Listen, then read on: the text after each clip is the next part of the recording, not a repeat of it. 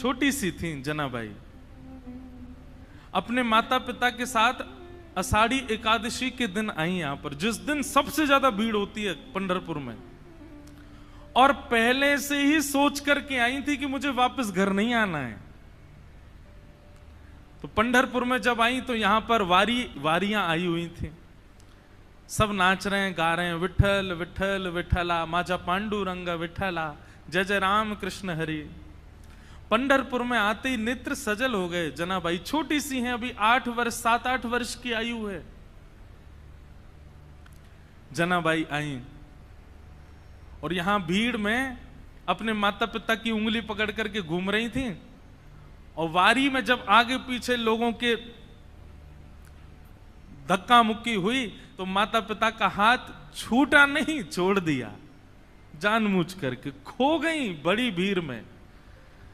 बालक तो खो करके रोते हैं, जनाबाई नाच रही थी कि हाँ अब अच्छा हुआ, अब मैं अकेली हूं, अब मैं यहीं खो जाऊंगी, माता पिता को मिलूंगी नहीं, और सदा के लिए अपने विठोबा के पास रहूंगी, अपने विठल के पास रहूंगी।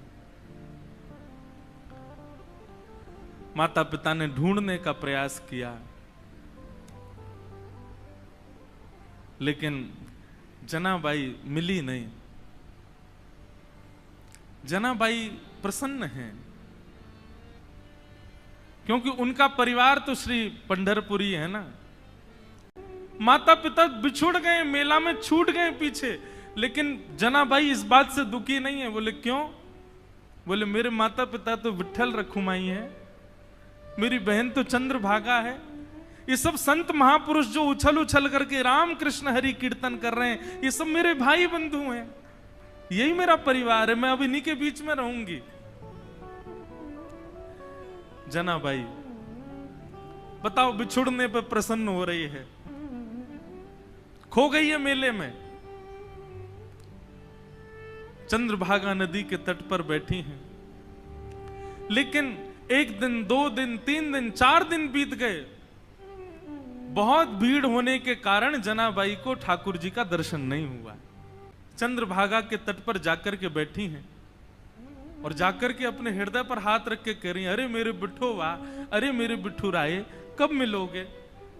तुम्हारे लिए सब छोड़ करके आ गई मैं। मीराबाई का भाव है ना, भाई छोड़या बंधु छोड़या, छोड़या जग सोए, साधुअन संग बैठ बैठ, साधुअन संग बैठ बैठ, लोक लाज खोई रे, मेरे तो गिरधर गोपाल दूसरो न कोई, दूसरो न कोई। सब छोड़ दिया मैंने विठोबा आपके लिए, और आप हो भीतर बैठे हो बस ऐसे कमर पे हाथ धर के, मुझे दर्शन ही नहीं दे रहे हो। तो जनाबाई बैठी हैं और चंद्रभागा जी के तट पर बैठी बैठी रुदन कर रही हैं कि हे विठोबा कब मिलोगे, हे विठुराय कब मिलोगे। तभी उनके रुदन के स्वर को एक महापुरुष ने सुना, श्री नामदेव जी के पिताजी। उन्होंने जब सुना तो कहा, लाली हम तुझे दर्शन कराएंगे, जब तक चल हमारे घर ही चल, वहां रह के कुछ खान पान करना, भोजन इत्यादि कर लेना, अच्छा सुख मिलेगा। जनाबाई उनके साथ चली गई घर। वहां पर नामदेव जी महाराज और बड़े बड़े कीर्तनकार कीर्तन कर रहे थे। कीर्तन में बढ़िया मृदंग बज रही है, कांसे बज रहे हैं, बालक सब वारकरी बालक जैसे कीर्तन करते हैं। नामदेव जी का कीर्तन चल रहा था, तो कीर्तन की ध्वनि पंडरीनाथ भगवान को सुनाई देने लगी। तो पंडरीनाथ भगवान रुक्मणी जी से बोले सुनो मेरा मन नहीं लग रहा अब यहां पर। रुक्मणी जी बोली क्या करना है? बोले मैं जा रहा हूं कीर्तन में। बोले इतने लोग जो दर्शन के लिए आ रहे हैं ये? बोले अब इनको आप संभाल लो, लेकिन मुझे बहुत जोर से मन कर रहा है कीर्तन में जाने का, मुझसे रुका ही नहीं जा रहा, मैं जा रहा हूं नामदेव जी के कीर्तन में। रुक्मणी जी बोली आप जाइए, मुझे उसकी कोई परवाह नहीं, उसके लिए मना नहीं, लेकिन आप एक चीज देखिए, नामदेव जी नेत्र बंद करके गा रहे होंगे, वैष्णव उछल उछल करके नृत्य कर रहे होंगे, आप जैसे ही जाओगे पूरी जनता आपके पीछे पड़ जाएगी, कीर्तन में भंग हो जाएगा, आप जाकर के वहां कीर्तन में विक्षेप डाल दोगे। तो एक बार पंडरीनाथ जी रुक गए, बोले अच्छा हाँ सही कह रही हो, फिर तो नहीं जाऊंगा मैं। लेकिन जैसे ही नामदेव जी के ऊंचे ऊंचे स्वर सुनाई दें, विठ्ठल भगवान खड़े खड़े कर, मुझसे रुका ही नहीं जा रहा, अब जो होगा देख लूंगा, मैं कोने में खड़ा हो जाऊंगा लेकिन मुझको जाने दो। रुक्मणी जी बोली जाओ। पंडरीनाथ भगवान पीतांबरी पहने, गले में सुंदर माला है और ये मुकुट धारण किए, मत्स्याकृत मछली के आकार के कुंडल, और दौड़ रहे हैं नामदेव जी के कीर्तन की ओर। असंख्य भीड़ लगी है। ठाकुर जी ने सोचा कहीं विघ्न ना आ जाए, तो बाहर खड़े हो गए और जहां से केवल नामदेव जी की झलक दिख रही है, कीर्तन हो रहा है, सब नाच रहे हैं, वहीं से ठाकुर जी देख रहे हैं और देख करके वहीं झूम रहे हैं। इतना आनंद ठाकुर जी को आ रहा है। लेकिन झूमते झूमते झूमते झूमते ठाकुर जी को सुध बुध नहीं रही और ठाकुर जी तो कोने से भीड़ में आ गए। अब जैसे ही ठाकुर जी आए, लोगों को कस्तूरी की सुगंधी आने लगी, बढ़िया। पीछे मुड़ मुड़ करके देखें, साक्षात पंडरीनाथ भगवान खड़े हैं। अब तो महाराज नाचना गाना सब भूल गए, सब मार्ग देने लगे और ठाकुर जी नाचते नाचते भीतर प्रवेश कर रहे हैं। नाचते नाचते ये स्थिति हो गई, इतनी भीड़, कोई पांव छू रहा है, कोई हाथ छू रहा है, लेकिन ठाकुर जी नृत्य नहीं छोड़ रहे हैं, उछल उछल करके नाच रहे हैं। नामदेव जी के जब नेत्र खुले और सामने ठाकुर जी को देखा, नेत्र सजल हो गए। जय हो। कभी कभी संशय होता है नाथ, हम आपके भक्त हैं कि आप हमारे भक्त हो। अरे इतना उतावलापन, इतनी उत्सुकता तो किसी भक्त में नहीं होती। वो अपने वस्त्र का भान तो रखता है, आप तो कीर्तन में वस्त्रों का भी भान नहीं रखते नाथ। ऐसे हमारे श्री पंडरीनाथ बड़े दयालु ठाकुर जी। तो जनाबाई जैसे ही पहुंची नामदेव जी के घर, वहां नामदेव जी कीर्तन कर रहे थे, वैष्णव नाच रहे हैं, मृदंग लेकर के करताल बजा रहे हैं।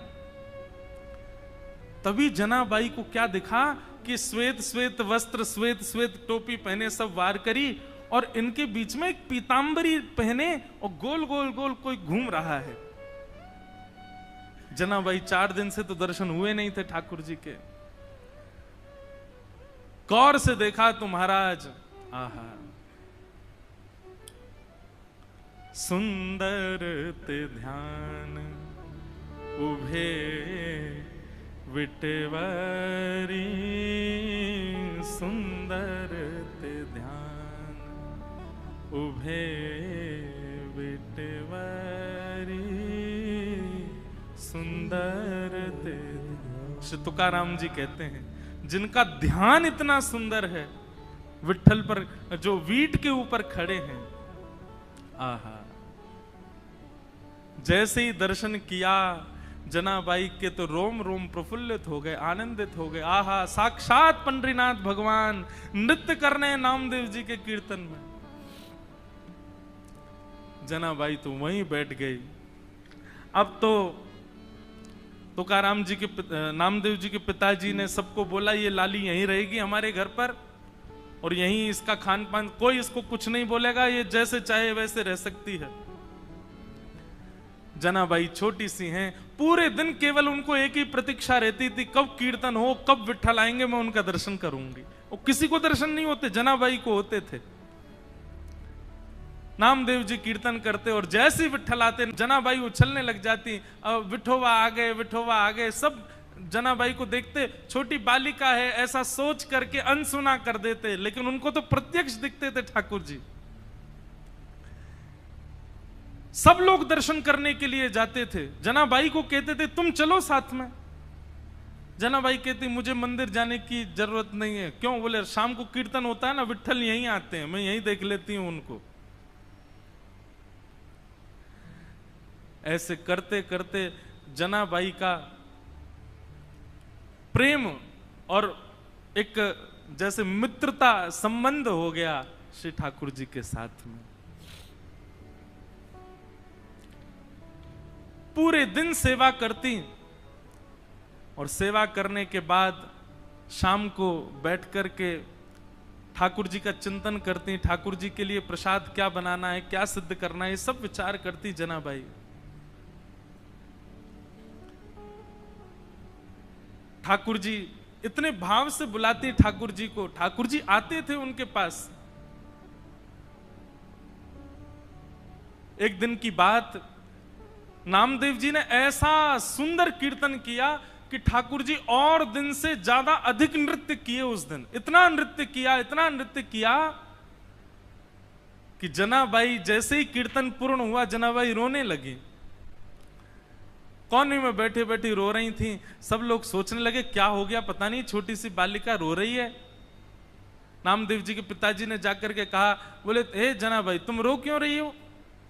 जनाबाई कहती हैं आज कीर्तन इतना सुंदर हुआ। बोले सुंदर कीर्तन में रोया जाता है? बोले नहीं, मैं इसलिए नहीं रो रही, आज कीर्तन इतना सुंदर हुआ कि पंडरीनाथ आए, विठोबा आए और इतना नृत्य किया, इतना नृत्य किया, मुझे तो मन में पीड़ा हो रही है। वो पूरे दिन खड़े रहते हैं, इतना नृत्य करके गए, कहीं उनके पांव दर्द तो नहीं कर रहे होंगे, कोई उनके पांव दबा रहा होगा कि नहीं? मुझे तो उस बात की बड़ी पीड़ा होती है। आप नामदेव जी से कह देना वो इतना ज्यादा अच्छा कीर्तन ना किया करें, सामान्य कीर्तन किया करें। वो अच्छा कीर्तन करते हैं तो श्री ठाकुर जी उसमें बहुत नाचते हैं, उनको कहीं पीड़ा ना होती हो चरणों में। जनाबाई मन में सोच रही है मेरे पास विठोबा होते, मेरे पास विठ्ठल होते, घी लेकर के आती, चरणों में मालिश करती, अपने हाथ से चरण दबा देती, मेरा विठोबा बहुत कष्ट में आ गए होंगे आज तो। और यही बोलती जा रही है, यही बोलती जा रही है। अब सब तो वहां से उठ करके सोने चले गए, लेकिन वो यही चिंतन कर रही है आज विठ्ठल के पांव में दर्द हो रहा है, आज मेरे पंडरीनाथ के चरणों में दर्द हो रहा होगा। ये भाव मन में सोच ही रही थी कि इतने में ही पीताम्बरी पहने, कटी पर हाथ धरे, सुंदर सांवल वर्ण ठाकुर जी का श्री पंडरीनाथ भगवान वहीं प्रकट हो गए। और प्रकट होकर के जनाबाई के सामने बैठ करके पांव आगे पसार दिए। बोले रो क्यों रही हो? तो फिर दबाओ हमारे चरण। आपको अगर लग रहा है कि हमारे पैरों में पीड़ा हो रही है तो दबाओ ना। आहा, जनाबाई, छोटी सी जनाबाई अपने हाथों से ठाकुर जी के चरण दबा रही है।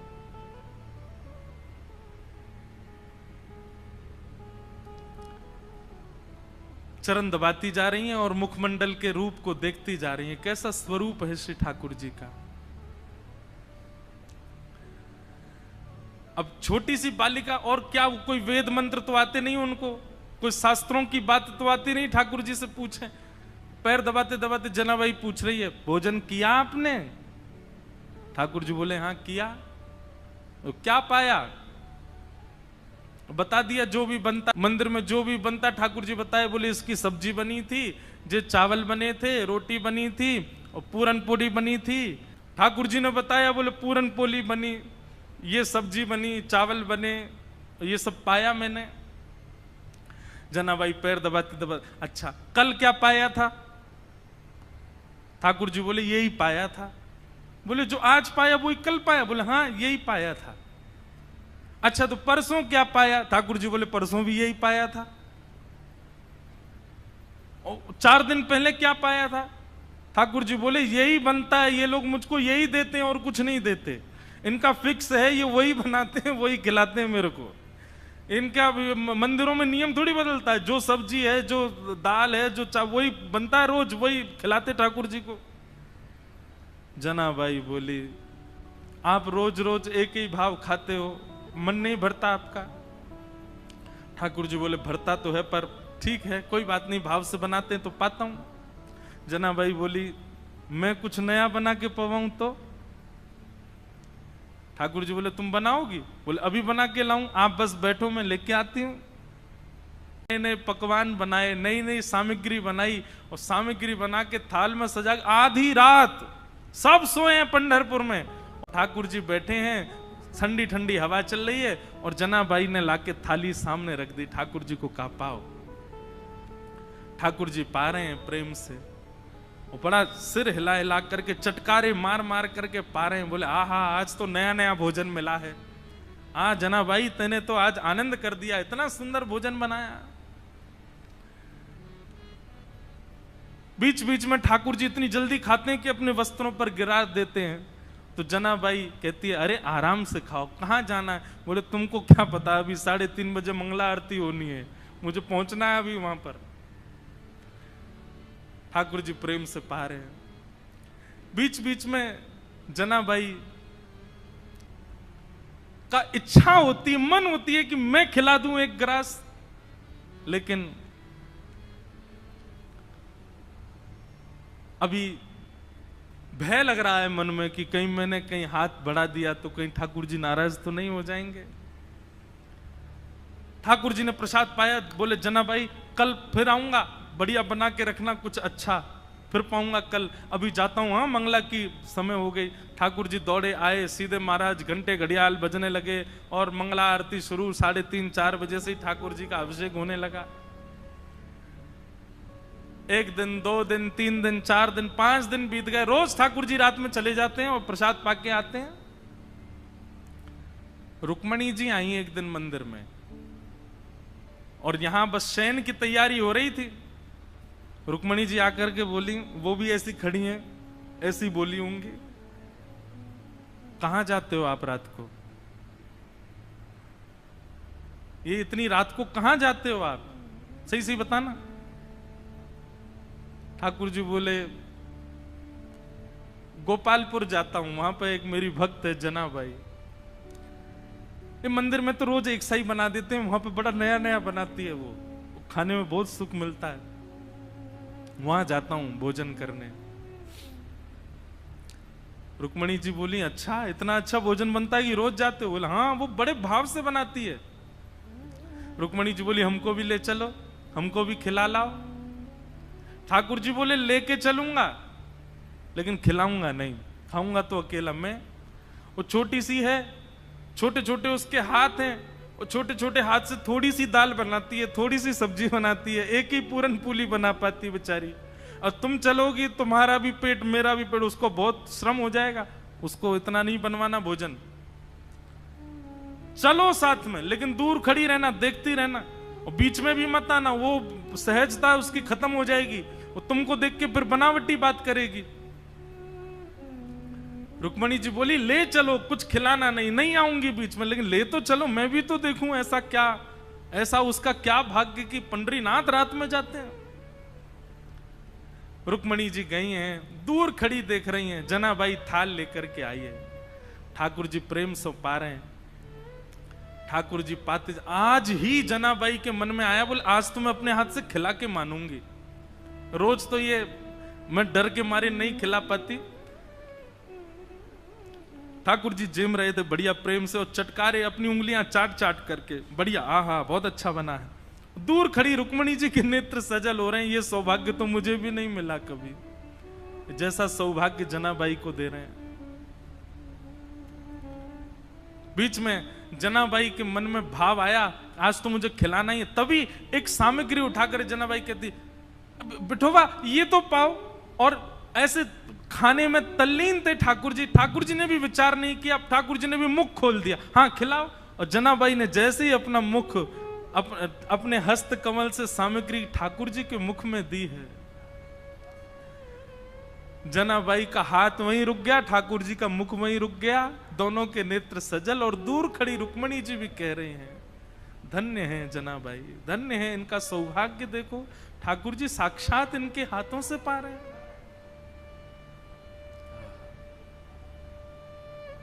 ऐसा भाव।